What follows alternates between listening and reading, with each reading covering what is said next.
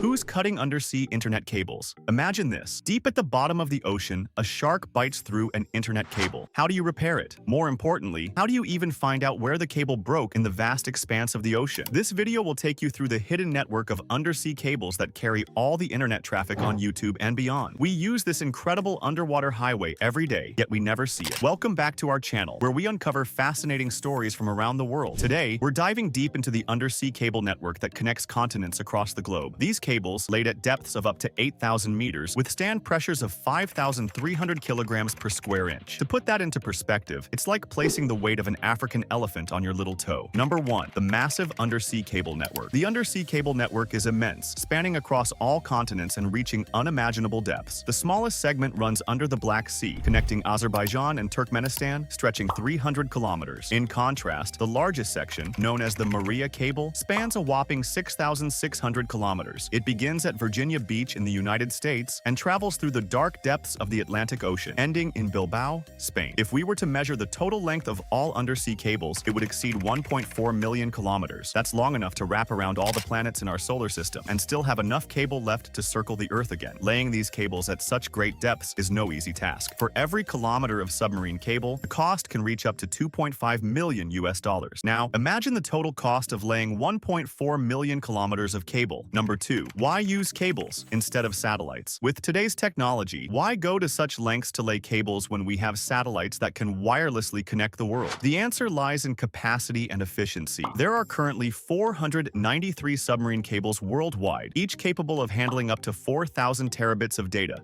per second. To put this in perspective, a single cable can allow 80 million people to stream 4K movies simultaneously. In comparison, a satellite can only support 24,000 people streaming 4K content at the same time. To meet global demand, we would need to install a vast number of satellites, which would be both costly and challenging to maintain. Moreover, maintaining satellites is more expensive and difficult than maintaining submarine cables. If a major fault occurs in a satellite, replacing it could cost up to 400 million US dollars. This is why laying millions of kilometers of cable under the ocean is actually more feasible than relying solely on satellite or wireless connectivity. Number 3. The underwater data highway. This undersea highway is constantly transporting billions of gigabytes of data, but surprisingly, these cables aren't as thick as you might expect. They appear as thick as a garden hose, but the fiber optic cable inside is as thin as a human hair. Despite this, they can transmit vast amounts of data. The core of the fiber optic cable, which is made of glass or plastic, carries light signals that transport data in tiny packets. First, the data on a computer is converted from electrical signals to light signals using a transmitter, which does this with laser light or LEDs. The light pulses are transmitted through the fiber optic core, representing binary data as ones and zeros. The core's job is to guide these light pulses over long distances. Surrounding the core is a layer that ensures the light stays within the core, reflecting it back if it tries to escape. This process is known as total internal reflection. Over long distances, the light signals weaken, so repeaters are placed every 100 kilometers to boost the signal. These repeaters are powered by direct current, DC electricity, which is necessary since there's no power source in the middle of the ocean. The copper layer surrounding the core carries this current to keep the amplifiers working. Fiber optic cables can transmit multiple signals simultaneously using a technique called wavelength division multiplexing, EWDM, where different colored lights carry different data packets. With light traveling at 299,792 kilometers per second, data can reach its destination across thousands of kilometers almost instantly. Number 4. The dangers beneath the surface. Despite their critical importance,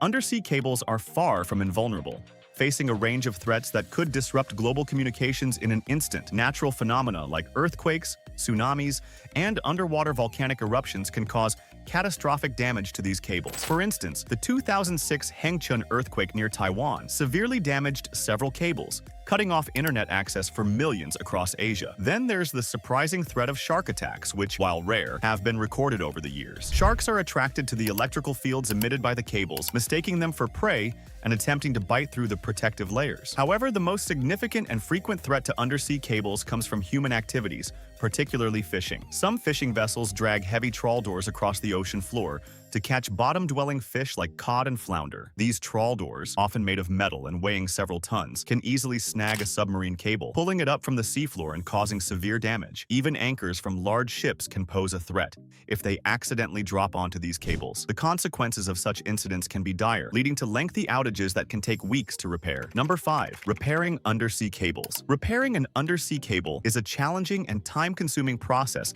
that requires a combination of advanced technology and skilled expertise. The first and most crucial step is accurately locating the damaged section of the cable. This is accomplished using an optical time domain reflectometer, OTDR, a sophisticated device that sends a light pulse from both ends of the cable. The light pulse travels through the fiber optic strands until it encounters the break, where it reflects back to the OTDR. By measuring the time it takes for the pulse to return, engineers can calculate the distance to the fault with remarkable precision, often within a few meters. Once the damaged section is located, the repair operation begins. This typically involves deploying a specialized cable repair ship equipped with remotely operated vehicles, ROVs. These ROVs are sent down to the ocean floor, sometimes at depths exceeding 8,000 feet. The ROVs are equipped with cameras and robotic arms, allowing them to carefully inspect the cable and assess the extent of the damage. After the inspection, the damaged section of the cable is carefully lifted to the surface using a grapnel hook or a similar device. At the surface, the damaged section is cut out and a new piece of cable is spliced in.